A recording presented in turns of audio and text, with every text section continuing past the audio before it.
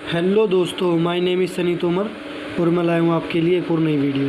अगर आपको वीडियो अच्छी लगी तो प्लीज़ लाइक शेयर सब्सक्राइब। तो आज का हमारा टॉपिक है डिफरेंशियल इक्वेशन, अवकल समीकरण। तो एक फंक्शन लिखा हुआ है y is equal to f x.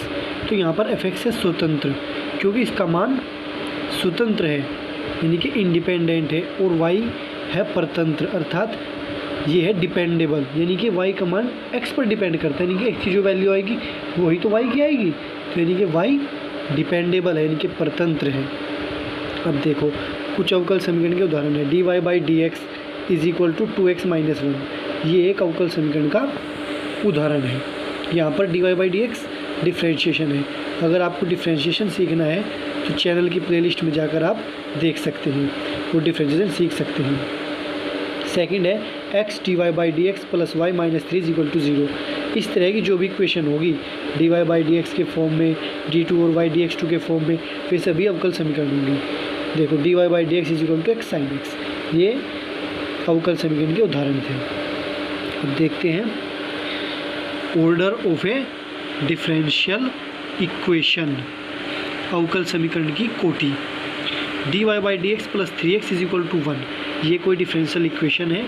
तो देखो इसमें अवकलन हुआ है एक बार, यानी कि डिफरेंशिएशन एक बार हुआ है। dy बाई डी एक्स का मतलब है एक बार डिफरेंशिएशन, तो कोटि एक होगी। जितनी बार डिफरेंशिएशन कोटि उतनी। d2 और y dx2 plus x dy by d x minus 1 is equal to 0। तो यहाँ पर एक बार भी अवकलन हुआ है और दो बार भी, तो हमें वो लेना है जो ज़्यादा बार अवकलन हुआ है जिस पर्टिकुलर फंक्शन में। तो d2 और y dx2 यानी कि दो बार अवकलन हुआ है तो कोटि 2 होगी। तो जितनी बार अवकलन उतनी हमारी कोटि होती है, यानी कि ऑर्डर होता है किसी भी इक्वेशन का। तो आप डिफरेंशिएशन का वीडियो देख सकते हैं प्लेलिस्ट में जाकर, और अभी हमें इंटीग्रेशन की ज़रूरत भी पड़ेगी तो आप इंटीग्रेशन का वीडियो भी देख सकते हैं। और आपको वीडियो अच्छी लगी तो please like share and subscribe. dy by d x is equal to y dash, यानी कि अगर हम किसी फंक्शन का एक बार अवकलन करें तो क्या आता है dy बाई डी एक्स, तो उसे हम वाई डैश से भी प्रदर्शित कर सकते हैं। d2 और y dx2 यानी कि दो बार डिफ्रेंशिएशन तो y double dash, d3 y upon d x cube यानी कि 3 बार, ऐसे ही 4 बार और ऐसे ही 5 बार, कितनी बार भी कर सकते हैं। अब आता है degree of a differential equation, यानी कि अवकल समीकरण की घात। dy by d x plus x minus y is equal to 1। तो यहाँ पर एक बार डिफ्रेंशिएशन हुआ है तो कोटि तो 1 हो गई। अब जितनी बार डिफ्रेंशिएशन हुआ है, यानी कि dy बाई डी एक्स एक बार डिफ्रेंशिएशन हुआ है तो उसकी घात देखेंगे कितनी है 1, तो घात 1। अब देखो d cube y upon d x cube dash plus x dy by d x minus 1 is equal to 0। तो यहाँ पर डिफ्रेंशिएशन सबसे ज़्यादा बार कितनी बार हुआ है 3 बार, एक बार हुआ है और 3 बार, तो 3 बार है सबसे ज़्यादा, तो कोटि कितनी होगी 3। और जितनी सबसे ज़्यादा बार अवकलन जिसका हुआ है उसकी ही घात देखते हैं, यानी कि d cube y upon d x cube की घात देखनी है हमें, क्योंकि ज़्यादा बार अवकलन इसका ही हुआ है, तो घात 1 है। D cube y upon d x cube की घात कितनी है 1 है, यानी कि जिसका जितनी बार अवकलन, यानी कि सबसे पहले तो ज़्यादा बार किसी भी इक्वेशन में जिसका भी ज़्यादा बार अवकलन हुआ है वो तो कोटि होगी, और उसकी ही घात हमारी डिग्री होगी, यानी कि घात होगी। अब देखो x dy by d x का whole square minus 1 is equal to 5। तो यहाँ पर कोटि क्या है 1, क्योंकि एक बार अवकलन हुआ है और तो कोई यहाँ पर डिफरेंशिएशन हुआ नहीं है, तो इसकी घात देखेंगे तो घात कितनी है 2। अब आते हैं ऑर्डिनरी डिफरेंशियल इक्वेशन, साधारण अवकल समीकरण। 2 dy by d x plus 3x is equal to 0। अब यहाँ पर एक स्वतंत्र चर है x के सापेक्ष ही तो किया है हमने डिफरेंशिएशन, तो एक स्वतंत्र चर हो गया, तो इसे बोलते हैं ऑर्डिनरी डिफरेंशियल इक्वेशन, साधारण अवकल समीकरण। ये है पार्शियल डिफरेंशियल इक्वेशन, आंशिक अवकल समीकरण। x del z upon del x plus 3 del z upon del y is equal to x y. अब देखो यहाँ पर x और y के सापेक्ष डिफरेंशिएशन हुआ है, तो x और y स्वतंत्र चर है, यानी कि यहाँ पर जिस इक्वेशन में 2 या 2 से अधिक स्वतंत्र चर होंगे उसे क्या बोलेंगे पार्शियल डिफरेंशियल इक्वेशन। तो हमारे कोर्स में यानी कि 12th क्लास में सिर्फ ऑर्डिनरी डिफरेंशियल इक्वेशन आती है, साधारण अवकल समीकरण। ये पार्शियल डिफरेंशियल इक्वेशन आप बीएससी में पढ़ोगे। इसे आपको नहीं पढ़ना है, लेकिन फिर भी मैंने आपको बता दिया। अब देखो कुछ क्वेश्चंस करते हैं। ये दिया हुआ है d cube y upon d x cube is equal to under root x plus d y by d x का स्क्वायर। ये दिया हुआ है, कोटि और घात ज्ञात करनी है। तो पहले इसे सोल्व करेंगे, यानी कि फ्रैक्शनल घात को हटाएंगे। यानी कि देखो अंडर रूट लगाया ना, तो 1/2 घात है, तो इसे हटाएंगे, तो दोनों ओर का स्क्वायर करेंगे। तो d cube y upon d x cube का square is equal to x plus d y by d x का स्क्वायर। अब कोटि क्या है, ज़्यादा बार डिफ्रेंसिएशन किसका हुआ है, ये है ज़्यादा बार differentiation d cube y upon d x cube, क्योंकि यहाँ 3 बार डिफ्रेंसिएशन हुआ है, तो कोटि होगी 3, और इसी की घात देखनी है, जिसका ज़्यादा बार डिफ्रेंसिएशन हुआ है उसकी घात। तो घात कितनी है इसकी, 2, तो घात 2, ये हमारा आंसर आएगा। Next d square y upon d x square का square plus cos d y by d x is equal to 0। कोटि और घात ज्ञात करनी है, तो सोल्व है इक्वेशन, हमें सरल तो और करनी नहीं, क्योंकि ना ही घात अंडर रूट में नहीं है, यानी कि फ्रैक्शन में नहीं है। तो कोटि कितनी होगी, 2, क्योंकि 2 बार डिफ्रेंसिएशन हुआ है सबसे ज़्यादा बार। एक बार तो d y by d x है, दूसरी बार डी टू और बाई डी एक्स टू है, तो 2 बार सबसे ज़्यादा हुआ है, तो कोटि 2 हो गई। और घात अपरिभाषित, क्योंकि देखो यहाँ पर थीटा क्या है, कोस का, cos theta d y by d x, क्योंकि एक डिफ्रेंशिएशन आ गया यहाँ पर कोस के थीटा में d y by d x, तो इसलिए घात अपरिभाषित होगी। अब आते हैं d square z upon d y square plus 3 d z upon d y का cube plus 1 is equal to 0। अब यहाँ पर कोटि कितनी है, क्योंकि ज़्यादा बार डिफ्रेंशिएशन कितने का हुआ है, 2 बार, तो कोटि होगी 2, क्योंकि d two z upon d y square ये 2 हो गई घात, इसकी घात देखेंगे तो घात 1 होगी। Second type y is equal to m x, ये हमारी इक्वेशन होती है। तो यहाँ पर m क्या है, प्रवणता, ढाल, और एक कांस्टेंट है, तो y is equal to m x को हम इक्वेशन 1 मानेंगे और इसका डिफ्रेंशिएशन करेंगे। y is equal to m x का डिफ्रेंशिएशन करेंगे with respect to x, x के सापेक्ष डिफ्रेंशिएशन करेंगे, तो क्या आएगा, d y by d x is equal to m, x का डिफ्रेंशिएशन 1 हो जाएगा।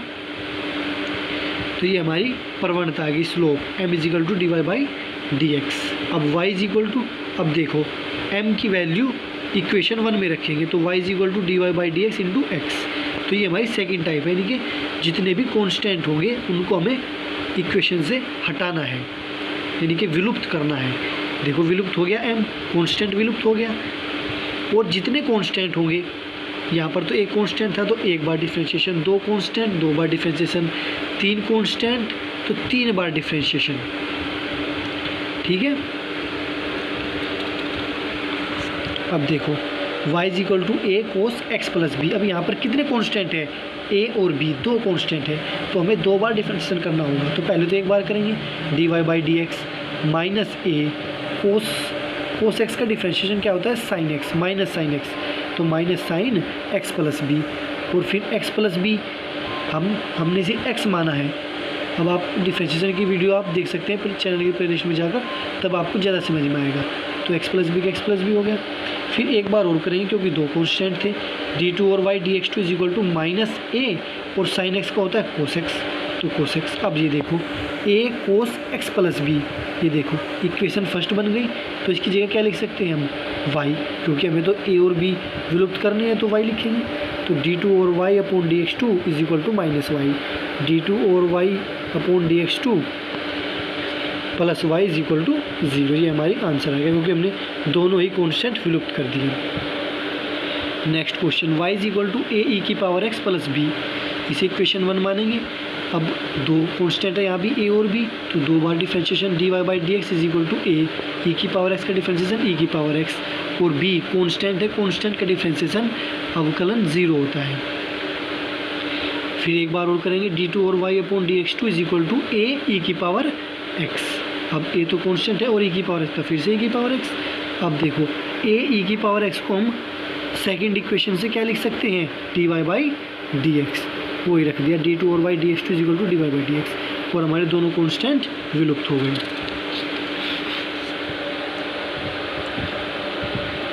Third type, solution of differential equation, अवकल समीकरणों का हल। D y by d x is equal to x, इस फॉर्म में हमें कोई डिफरेंशियल इक्वेशन दी होगी और हमें उसे सॉल्यूशन कैसे करेंगे, दोनों ओर का इंटीग्रेशन करके, दोनों ओर का समाकलन करके।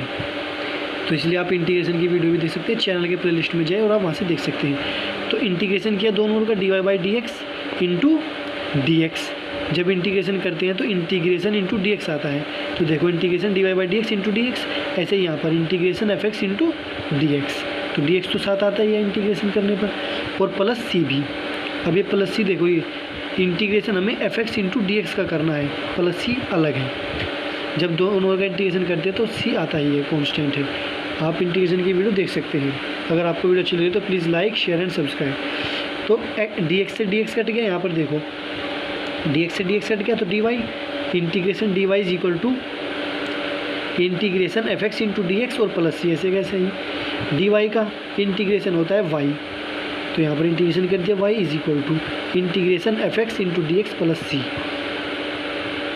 ऐसे ही हम सोल्व करेंगे, ऐसे वाई की वैल्यू निकालेंगे। अब हमारे पास एफ एक्स का इंटीग्रेशन होता तो वो लिख देते। अब देखो क्वेश्चन देखो, d y by d x is equal to sec square x. अब इसे हमें हल करना है, इसका सोल्यूशन निकालना है। तो क्या करेंगे, दोनों का integration d y by d x into d x is equal to integration sec square x into d x और प्लस सी। यही तो हमारा फॉर्मूला था।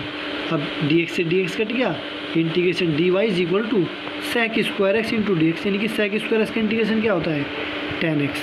ये आप देख सकते हैं, फॉर्मूले मैंने बताए हैं इंटीग्रेशन के। तो सेक स्क्वायर एक्स का इंटीग्रेशन टेन एक्स और प्लस सी, ऐसे कैसे ही, और डी वाई का integration y, y is equal to tan x plus c. ये हमारा सोल्यूशन आ गया। तो ऐसे सोल्व करते हैं इक्वेशन। अब देखो d y by d x is equal to 1/x, दोनों का डिफरेंशियल करेंगे फिर से। तो इंटीग्रेशन इंटीग्रेशन करेंगे, integration d y by d x into d x is equal to integration 1/x into d x और प्लस सी। अब d x से डी एक्स फिर कट गया, integration d y is equal to 1/x का integration होता है log x और plus c, ऐसे कैसे ही। और ये डी एक्स हमें बताता है कि x के रेस्पेक्ट में हमें इंटीग्रेशन करना है, इस डी एक्स का ये काम है, ठीक है। तो डी वाई का y is equal to log x plus c हमारा आंसर है। नेक्स्ट है 1 + x square d y by d x is equal to x. अब देखो दोनों का इंटीग्रेशन नहीं करेंगे, पहले से d y by d x को एक तरफ करेंगे। तो d y by d x की वैल्यू क्या आ गई, x अपॉन 1 + x स्क्वायर। तो अब इंटीग्रेशन करेंगे दोनों का फिर से, ऐसे कैसे हैं, ठीक। अब d y by d x से डी एक्स कट गया, डी वाई इंटीग्रेशन। अब देखो 1 + x स्क्वायर को हमने t सपोज कर लिया। ये सब्सटीट्यूशन ऑफ इंटीग्रेशन के रूल हैं, आप जाकर वीडियो देख सकते हैं, प्लेलिस्ट बनाई हुई है। तो 1 का 0 होता है डिफ्रेंशिएशन, x स्क्वायर का 2x into d x is equal to t का डिफ्रेंशिएशन dt, दोनों का डिफ्रेंशिएशन कर दिया। अब देखो 1 + x स्क्वायर की जगह t रख दिया और x dx, ये देखो x इंटू डी एक्स की वैल्यू हमने निकाली है dt/2 और वो रख दी dt/2। ये देखो मैंने एरो भी बनाया है, x dx की वैल्यू dt/2 और प्लस सी, ऐसे कैसे है। अब dy का इंटीग्रेशन dy 1/2 बाहर ले लिया, इंटीग्रेशन 1/t इंटू dt और प्लस सी। तो y इज इक्वल टू आ गया 1/2 और 1/t का इंटीग्रेशन log t और प्लस सी, ऐसे कैसे ही।